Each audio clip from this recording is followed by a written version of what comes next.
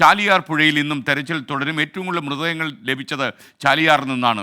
പോലീസിനൊപ്പം തദ്ദേശ സ്ഥാപനങ്ങളിലെ ജനപ്രതിനിധികളും തെരച്ചിലിൽ പങ്കാളികളാകും. ഇന്ന് രാവിലെ 8 മണിയോടെയായിരിക്കും തെരച്ചിൽ തുടങ്ങുക. ശരീരഭാഗങ്ങൾ ഉൾപ്പെടെ ചാലിയാറിൽ നിന്ന് ഇതുവരെ 233 മൃതദേഹങ്ങൾ കണ്ടെത്തി.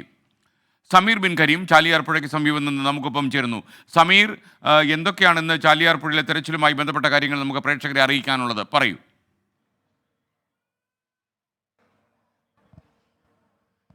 ഞാനിപ്പോൾ നിൽക്കുന്നത് നിലമ്പൂർ ജില്ലാ ആശുപത്രിയിലാണ്. ചാലിയാറിൽ നിന്നും കണ്ടെത്തുന്ന ശരീരഭാഗങ്ങളും മൃതദേഹങ്ങളും എല്ലാം തന്നെ എത്തിക്കുന്നത് നിലമ്പൂർ ജില്ലാ ആശുപത്രിയിലേക്കാണ്. ഇന്ന് ഏതാണ്ട് 8 മണി അല്ലെങ്കിൽ 8:30 കൂടിയായിരിക്കും ചാലിയാറിൽ ഇന്നത്തെ തെരച്ചിൽ ആരംഭിക്കുക എന്നുള്ളതാണ് നമുക്ക് ലഭ്യമായിരിക്കുന്ന വിവരം. അതായത് ഇന്നലെ നടന്നതുപോലെയുള്ള ഒരു വിപുലമായ ഒരു മാസ് തിരച്ചിലോ അല്ലെങ്കിൽ വനപ്രദേശം കേന്ദ്രീകരിച്ചുള്ള വിപുലമായ തിരച്ചിലോ ഇന്നുണ്ടാകില്ല. പകരം ചാലിയാർ പുഴയോട് ചേർന്നുള്ള തദ്ദേശ സ്വയംഭരണ സ്ഥാപനത്തിലെ ജനപ്രതിനിധികൾ പോലീസുമായി ചേർന്ന് പ്രദേശവാസികളുടെ സഹായത്തോടു കൂടിയുള്ള ഈ പുഴയുടെ തീരങ്ങൾ കേന്ദ്രീകരിച്ചുള്ള ഒരു തെരച്ചിലായിരിക്കും ഇന്നുണ്ടാവുക എന്നുള്ളതാണ് നമുക്ക് നിലവിൽ ലഭ്യമായിരിക്കുന്ന വിവരം. നിലവിൽ വനത്തിനകത്തേക്ക് തെരച്ചിലില്ലാത്തതിനാൽ വനം വകുപ്പോ അല്ലെങ്കിൽ തണ്ടർ ബോൾട്ടിൻ്റെ സാന്നിധ്യമോ ഉണ്ടായില്ല. പകരം ജനപ്രതിനിധികൾ, ഒപ്പം തന്നെ പ്രദേശവാസികൾ, പോലീസ്, ഇവർ 3 പേരും വളരെ സജീവമായിട്ടുള്ള തെരച്ചിലായിരിക്കും ഇന്നുണ്ടാവുക എന്നുള്ളതാണ് മനസ്സിലാക്കാനായിട്ട് സാധിക്കുന്നത്.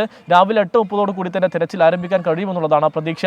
ചാലിയാർ പുഴയിൽ നിന്നും ഏതാണ്ട് ഈ വെള്ളത്തിൻ്റെ അളവെല്ലാം തന്നെ കുറഞ്ഞ സാഹചര്യത്തിൽ പ്രധാനമായും ഈ പാലങ്ങൾക്കടിയിലുള്ള ഭാഗങ്ങൾ, ഒപ്പം തന്നെ മൺതിട്ട ഉൾപ്പെടുന്ന ഭാഗങ്ങൾ, ഒപ്പം ഈ ചാലിയാറിൽ പലയിടങ്ങളിലും എല്ലാം തന്നെ മരങ്ങൾ കെട്ടിക്കിടക്കുന്ന ഒരു സാഹചര്യമുണ്ട്. ഇതെല്ലാം തന്നെ നീക്കം ചെയ്തുള്ള ഒരു തിരച്ചിലിനാണ് ഇന്ന് സാധ്യത എന്നുള്ളതാണ് നമുക്ക് മനസ്സിലാക്കാനായിട്ട് സാധിക്കുന്നത്. അതായത് നേരത്തെ ഉണ്ടായിരുന്നത് വളരെ എത്തിപ്പെടാവുന്ന അല്ലെങ്കിൽ ഉൾപ്രദേശങ്ങൾ കേന്ദ്രീകരിച്ചായിരുന്നെങ്കിൽ ഇന്ന് വളരെ പെട്ടെന്ന് കാണാവുന്ന എല്ലാവർക്കും ആക്സസ് ഉള്ള ഭാഗങ്ങളിലായിരിക്കും ഇന്ന് തെരച്ചിൽ ഉണ്ടാവുക എന്നുള്ളതാണ് മനസ്സിലാക്കാനായിട്ട് സാധിക്കുന്നത്.